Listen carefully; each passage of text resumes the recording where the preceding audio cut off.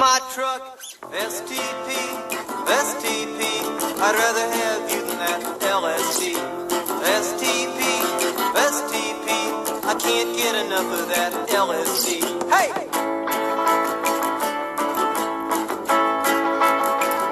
Good afternoon, everybody. This is Johnny Reno from San Diego. Welcome to Dope TV. It's time.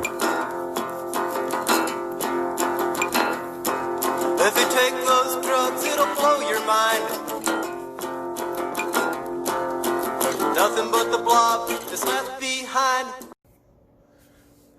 Good afternoon, everybody. I hope everybody's having a good weekend. I know I am. Woke up this morning, not strung out, not dope sick. It's a win in my book.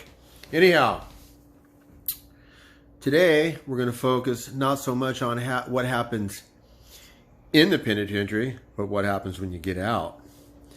I can remember back from the early to mid 2000s. Did a couple terms, bunch of violations, and the normal one would go like this: parole from Donovan. They come and get you real early in the morning. You go and you sit in R&R. And you wait. In fact, you hurry up and wait. And then around 10, they load you all up in a van and drive you to the trolley station. You got your gate money, depending on how long you did, you know. If you did a violation, you might have $100, $150. If you did a term, you'll have $200 full gate. If you did a 6-month violation, you'll have full gate $200. But $200 is the max that they give you. If you have money on your books, you get that, of course, but that's neither here nor there. So, you know, you get to the trolley station, buy yourself a pack of cigarettes, start rolling towards downtown, get down there, maybe even jump off in like Chula Vista or something, get yourself a 40, a King Cobra, knock that back, get to feeling good, decide to get something to eat, go buy yourself a hamburger at Jack in the Box. Then after that, what to do? Normally, a speedball probably is about the next best thing. And that's what I always did. You take it from there. So basically, you're getting out with nothing. You're going nowhere. You're wearing some fucking tan pants, some fucking prison tinnies, and a white t-shirt with a bag with your name on it. Everybody fucking knows where you just came from. So, you know, what do they expect's going to happen? So I remember one time after one of these episodes, did the exact same thing like I just described. And I would actually usually go check in once, you know. Go check in once, give them a dirty, but they don't find out that day. And do it from there because I found that would buy you 2 months, you know. You had a month until you checked in again. And then you had a month before they put the warrant out, a PAL warrant, parolee at large. So that would buy you a solid 60 days where you wouldn't just get arrested if you had police contact. Well, I remember one time, my PO's like, God, Mr. Reno, like, I just don't think you're getting it. You know, you've done like 7 violations in a row.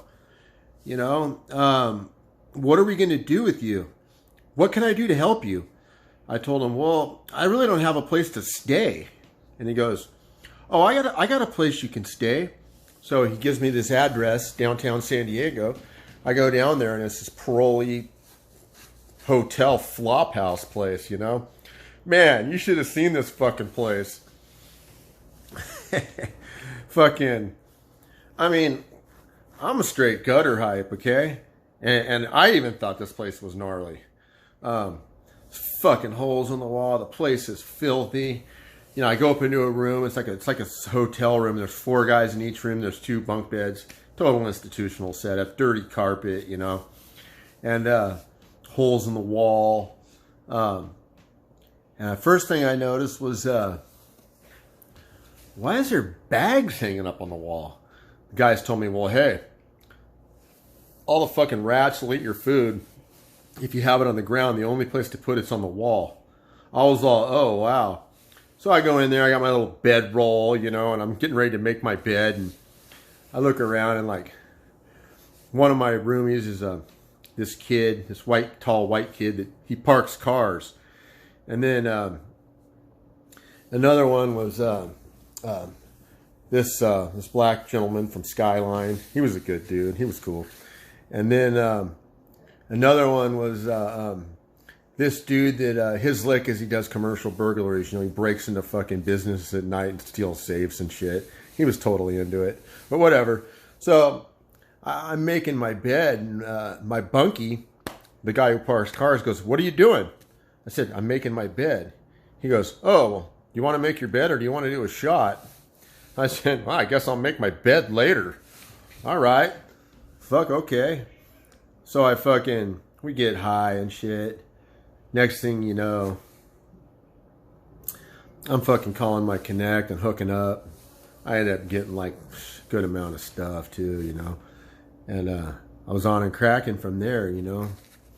And so I'm living in this fucking shithole. I remember laying there and I was spun out on some speed and watching TV all night, and one of my other cellies was asleep, and I remember seeing like mice and stuff running over him while he was laying there.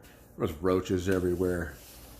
A lot of like the pipes and the bathrooms that were at the end of the hall were like leaking. The carpet was wet.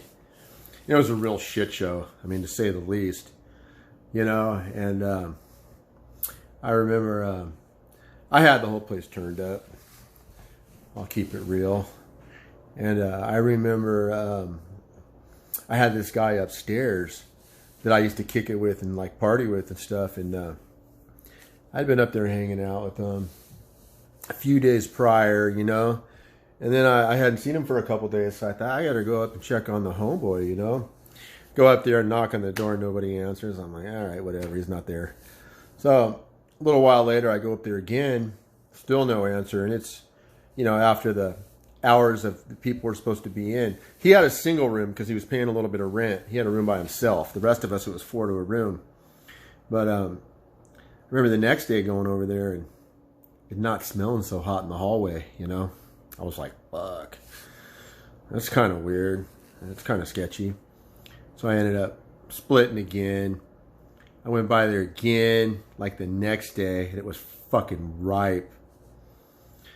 I fucking checked the door, not locked. I go in there, dude's dead as a fucking doornail on his couch, just all, you know.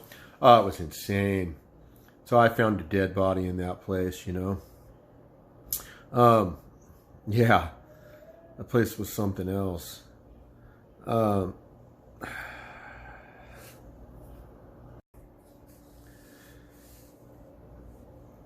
So the whole point that I'm trying to make here is, you know, when people want to ask, why do you just keep getting out and going back, the whole revolving door thing, it's like, well, you know, if that's what you're getting out to, what do you have to expect? What more can you expect? You know, that's part of the deal. It's like once you get stuck in that, you're like in an endless loop that never ends. You know, it's crazy. Anyhow, something to think about. I hope everybody has a good day and be safe. Thank you.